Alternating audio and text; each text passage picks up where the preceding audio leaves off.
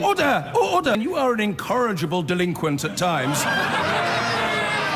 Behave yourself, man! The UK's mass vaccination rollout is one of the fastest and most successful in the world. It relies heavily on supplies of the Oxford AstraZeneca vaccine after the government ordered 100 million doses. And so far, the UK has not joined a number of other countries which have stopped the jab for younger people, amid concerns about whether it could increase the risk of a rare blood clot, especially in younger women. This programme has now learned that the UK's medicines regulator is being urged to change tack, possibly this week. It's just over a fortnight since the Prime Minister rolled his sleeve up for the Oxford AstraZeneca vaccine before praising it to the skies. I cannot recommend it too highly. Everybody, when you do get your notification to go for a jab, please go and get it. The UK has ordered 100 million doses of the jab, putting it at the heart of the country's hugely successful vaccine rollout. But fears of a very rare side effect have prompted several countries to pause or restrict its use. Tonight, we can reveal the UK medicines regulator is being urged to follow suit. Two senior sources tell me that while the data is still unclear, there are growing arguments to justify offering younger people, below the age of 30 at the very least, a different vaccine. A decision by the UK medicines regulator hangs in the balance. The UK regulator, the MHRA, and the Joint Committee on Vaccination and Immunisation are urgently scrutinising whether younger people, particularly women, could be at greater risk of getting a potentially fatal blood clot after the AstraZeneca jab than they are of dying from COVID. In either case, though, the risk is very small. Even if it were the case that the risk was higher from the vaccine than from getting COVID and then dying from that, you're still looking at really, really small risks and substantially smaller than the risks that you run in the normal course of your life. So I've seen figures saying that the risk of getting one of these blood clots is about 1 in a million. Is that the data you've seen? It's really hard to say because it's so rare, but the risks are judged to be somewhere around sort of 1 to about maybe up to 10, maybe 15 per million.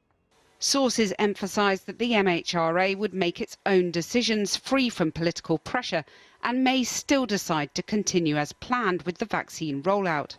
But governments and regulators around the world, including most recently in Germany and the Netherlands, have dealt a blow to the AstraZeneca jab by suspending its use for people under 60. Once word gets out that, there is a risk of a particular, or it appears to be a risk of a particular condition linked to a drug, then you tend to get a sort of cluster of reports, whether or not they've got anything to do with the drug. So the MHRA will be looking at that really carefully to see whether there is genuinely evidence of what they call a signal. Both senior sources I spoke to emphasised their support for the Oxford vaccine and their anguish that any restriction of its rollout could damage public confidence in it. But they say the data is becoming clearer. Well, we're joined now by the government's former chief scientific advisor, Professor Sir Mark Walpott, who's now a member of the SAGE advisory group. Sir Mark, are there, in your view, sufficient concerns about blood clots to justify any decision to restrict this jab and stop giving it to younger people or not? Well, I mean, the first thing to say is that the vaccine rollout has been extraordinarily successful. And we've seen that both the AstraZeneca vaccine and the Pfizer-BioNTech vaccine, which are the two main ones that are being used in the UK at the moment, seem to be pretty equally effective in terms of preventing deaths and hospitalization, and both are reducing transmission rates. So it's pretty good news. And I have no inside knowledge of what the MHRA are considering at the moment, but every good regulator looks continuously at the effects of new drugs, vaccines, and everything else. And I've got no doubt at all that the MHRA are continuing, as are other regulators, to scrutinise very carefully all of the reported potential associations with the vaccines. The facts are that there is a number of cases of a rather rare condition, which is called cerebral venous sinus thrombosis, associated with low platelet counts, which are involved in blood clotting, that have been identified in people who've had the AstraZeneca vaccine. And by the 24th of March, 22 people had been identified with that, including, sadly, 7 deaths. out of 18 million people in the UK that had been vaccinated with the AZ vaccine. And there's rather similar data from Germany with a slightly higher rate. They've had 31 cases of cerebral venous sinus thrombosis, including 9 deaths out of 2.7 million people.